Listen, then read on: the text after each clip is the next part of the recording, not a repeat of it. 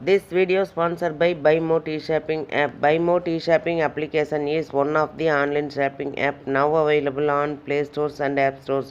இது எதுக்காக கொடுத்துருக்கோம் அப்படின்னு வந்து பார்த்தீங்கன்னா, இந்த BuyMo T-Shoppingல போய் நீங்கள் ஷாப்பிங் பண்ணும்போது கண்டிப்பாக பொருள் வந்து தரமானதாக நியாயமானதாக கண்டிப்பாக இருக்கும். இது வந்து நீங்கள் அமேசான் ஃப்ளிப்கார்ட்டில் ஆர்டர் பண்ணுறதை விடவும் இது வந்து விலை குறைவாக கிடைக்கும். கண்டிப்பாக கம்பேர் பண்ணி பாருங்கள், கம்மியாக கிடைக்கும். அதே மாதிரி இதோட லிங்க் வேணும்னா நான் வந்து டிஸ்கிரிப்ஷனில் கொடுத்துருக்கேன். அந்த டிஸ்கிரிப்ஷனில் போய் டச் பண்ணிங்கன்னா அந்த லிங்க்கை டச் பண்ணும்போது நீங்கள் ப்ளே ஸ்டோர் போகும். அதை வந்து டவுன்லோட் பண்ணி நீங்கள் வந்து உங்களுடைய ஆர்டரை நீங்கள் வந்து எடுத்துக்கலாம்.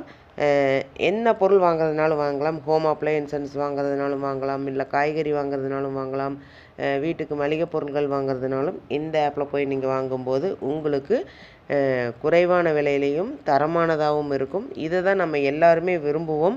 அதே நம்ம விரும்புகிற மாதிரி பொருள் வேணும்னா நீங்கள் ஒரு தடவை இந்த BuyMo ஷாப்பிங் பண்ணி பாருங்கள், உங்களுக்கு ரொம்ப ரொம்ப பிடிக்கும். லிங்க் வந்து டிஸ்கிரிப்ஷனில் இருக்குது, யூஸ் பண்ணிக்கோங்க. ஹாய் ஃப்ரெண்ட்ஸ், எல்லாருக்கும் வணக்கம். இன்றைக்கி என்ன பார்க்க போகிறோம்னா, இதுவும் ரொம்ப முக்கியமான இம்பார்ட்டண்ட்டான விஷயந்தான். இதை பார்க்க போகிறதுக்கு முன்னால் என்னோடய சேனல் சப்ஸ்கிரைப் பண்ணுங்கள், லைக் பண்ணுங்கள், ஷேர் பண்ணுங்கள், அண்ட் பெல் பட்டனை கிளிக் பண்ணி மறக்காமல் ஆளுங்கிற ஆப்ஷனை தட்டுங்க. அப்போ தான் நான் போடுற யூஸ்ஃபுல்லான வீடியோஸ் ஒவ்வொன்றும் உங்களுக்கு உடனுக்குடனே நோட்டிஃபிகேஷனாக வந்து சேரும். சரிங்களா? இப்போ ஃபோன்பே, கூகுள் பே வந்து நிறைய பேர் யூஸ் பண்ணிகிட்ருக்கோம். அப்படி யூஸ் பண்ணுறவங்க கவனத்திற்கு வெளியான முக்கிய அப்டேட் பற்றி தான் தெரிஞ்சுக்கலாம். வாங்க வீடியோக்குள்ளே போகலாம்.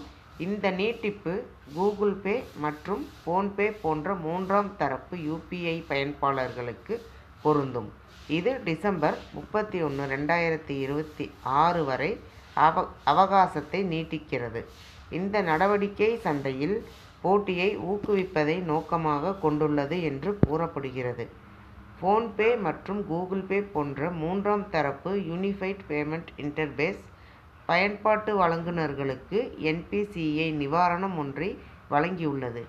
என்பிசிஐ இந்த தளங்களில் 30% சந்தை வரம்பை நடைமுறைப்படுத்துவதற்கான காலக்கெடுவை 2 ஆண்டுகளுக்கு நீட்டித்துள்ளது. இது டிசம்பர் 31, 2026க்கு தள்ளப்பட்டுள்ளது.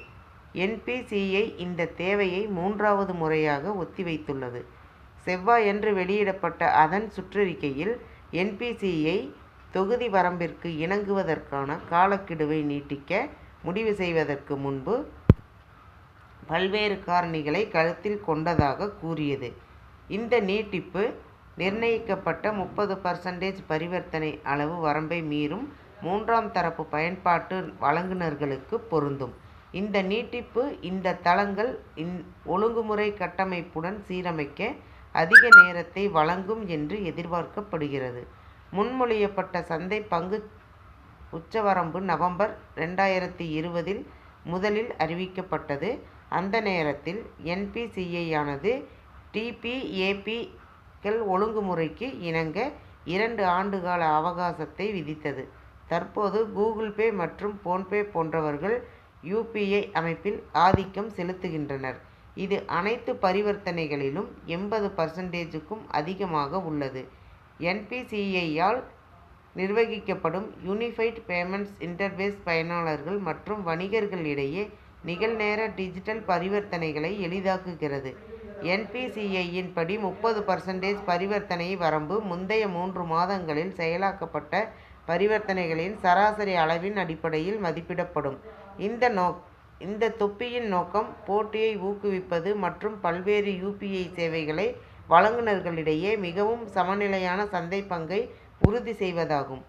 இணக்கச் செயல்பாட்டின் ஒரு பகுதியாக 30% பரிவர்த்தனை அளவை தாண்டிய இயங்குதளங்கள் புதிய வாடிக்கையாளர்களின் சந்தை பங்கை நிர்ணயிக்கப்பட்ட வரம்பிற்கு குறைக்க அவர்களை உள்வாங்குவதை நிறுத்த வேண்டும். இருப்பினும் குறிப்பிடத்தக்க விதிவிலக்காக என்பிசிஐ வாட்ஸ்அப் மீதான கட்டுப்பாட்டுகளை நீக்கியுள்ளது.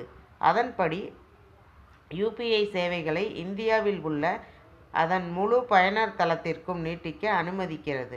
முன்னதாக வாட்ஸ்அப்பே அதன் பயனர் தளத்தை படிப்படியாக விரிவுபடுத்த அனுமதிக்கப்பட்டது.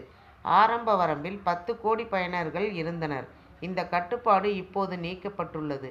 யூபிஐ சுற்றுச்சூழல் அமைப்பில் வாட்ஸ்அப் மிகவும் தீவிரமாக போட்டியிட உதவுகிறது. இந்திய ரிசர்வ் வங்கி ஆர்பிஐ மற்றும் இந்திய வங்கிகள் சங்கம் ஐபிஏ ஆகியவற்றின் முன்முயற்சியாக நிறுவப்பட்ட என்பிசிஐ இந்தியாவில் சில்லறை கட்டணம் மற்றும் தீர்வு முறைகளை நிர்வகிப்பதில் முக்கிய பங்கு வகிக்கிறது. இந்த தகவல் உங்களுக்கு பயனுள்ளதாக இருக்கும்னு நினைக்கிறேன். மறுபடியும் இதே மாதிரியான ஒரு முக்கிய தகவலோட மீண்டும் உங்களை சந்திக்கிறேன். நன்றி, வணக்கம்.